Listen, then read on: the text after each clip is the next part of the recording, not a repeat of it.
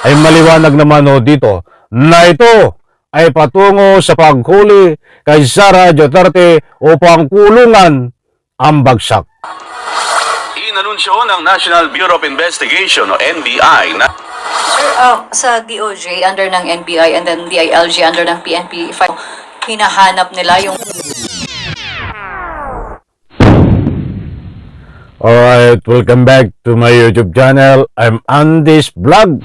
Eto, matindi to mga kaibigan, biglaan nagdesisyon na po ang NBI tungkol dito sa kaso ni Sara Duterte sa tangkang pagpaslang pagbanta sa buhay ng ating kasalukuyang Pangulo Bongbong Marcos. Nako, habang kasagsagan ng rally kahapon ay naglabas naman ng kanilang desisyon.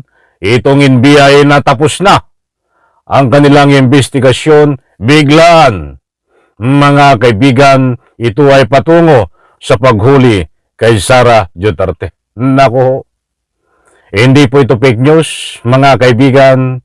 Bibigyan ko po kayo at ibabahagi ko po sa inyo ang matinding aksyon na biglaan ng NBI laban dito kay Sara Duterte na biglang tinapos na ang investigasyon upang mapanagod itong si Sara Duterte.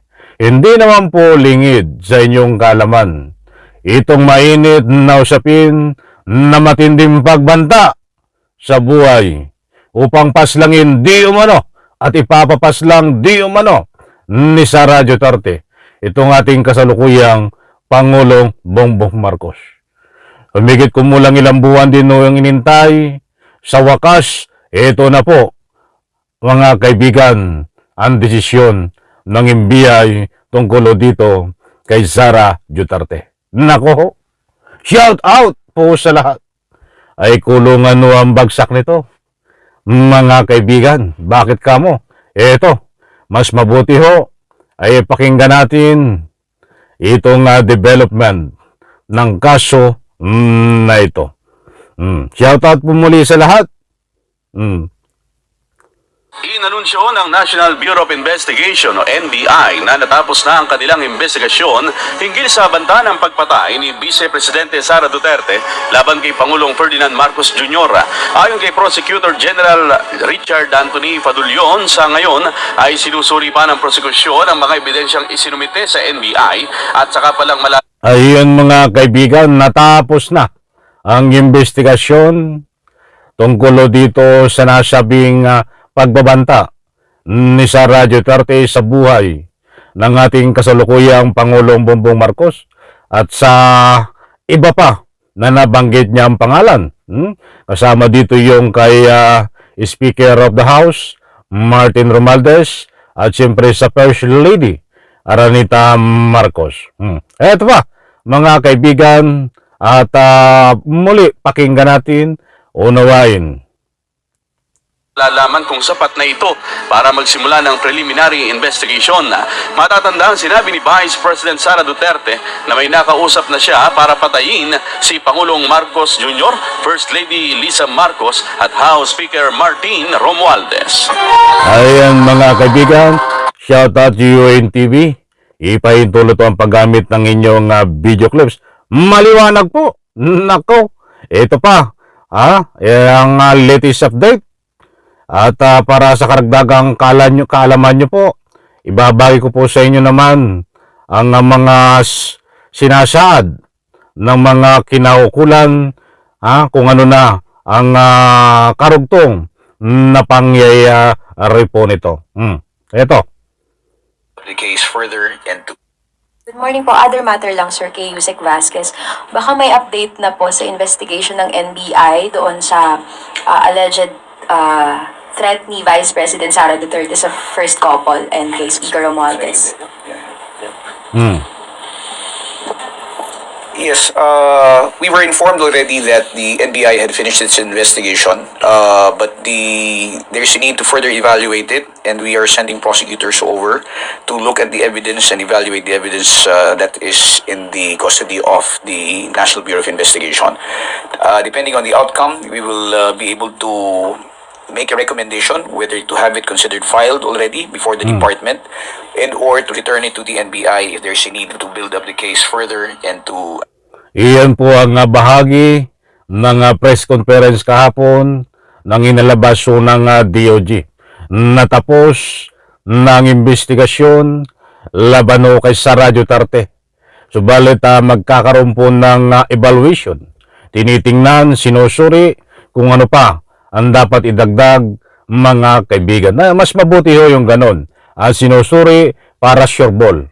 Sure ball, nambagsak ko nito ay sa kulungan. Nako ho, ito pa mga kaibigan, marami pa nating matutuklasan. add to the evidence that they have. But this is subject to evaluation. The NBI and the DOJ are working closely together, our prosecutors, to ascertain the evidence that is on hand.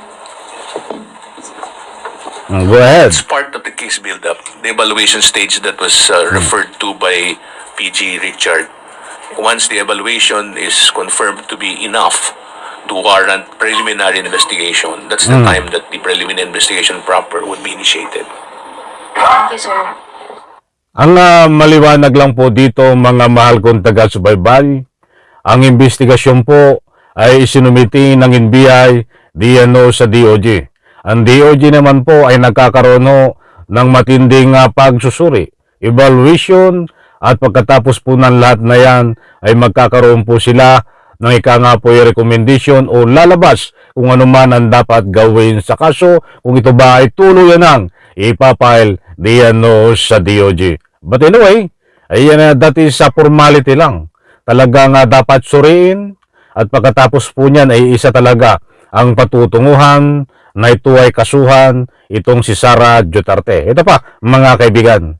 Sir, sa DOJ under ng NBI and then DILG under ng PNP, if I remember it right, nung previous briefing namin dito, hinahanap nila yung taong sinasabing kinausap ni Vice President Sara to assassinate the President. Any update on that? We do not have the exact details yet of the results of the investigation with the NBI. We were just advised last week that they have finished it. So I think that will be part of the things that we'll be looking into when we send our prosecutors to find out if they have any information leading to the one who was contacted supposedly by the Vice President to execute the acts. Yan po mga kaibigan ng latest update.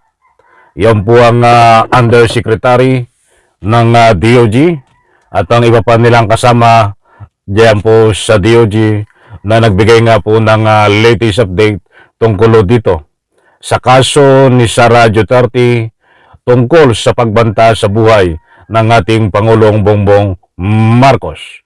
Ang maliwanag po dito, mga mahal kong taga-subaybay, tapos na ang investigasyon kay Sara Duterte at ito ay patungo na sa paghuli at paghanap kay Sara Duterte kapag natapos na lahat na i-file ang kaso. Bakit kamo? Ano pa ang silbi ng investigasyon na yan kung hindi huhulihin at kung hindi mapapanagot si Sara Duterte? Common sense na lang ang ating gamitin, mga mahal kong taga-subaybay. Kung bibigyan ng ngipin ang ika nga po investigasyon sa tamang paraan, legal na proseso, ay maliwanag naman dito na ito ay patungo sa paghuli kay Sara Duterte upang kulungan ang bagsak. Nako ho, ay matindi ho.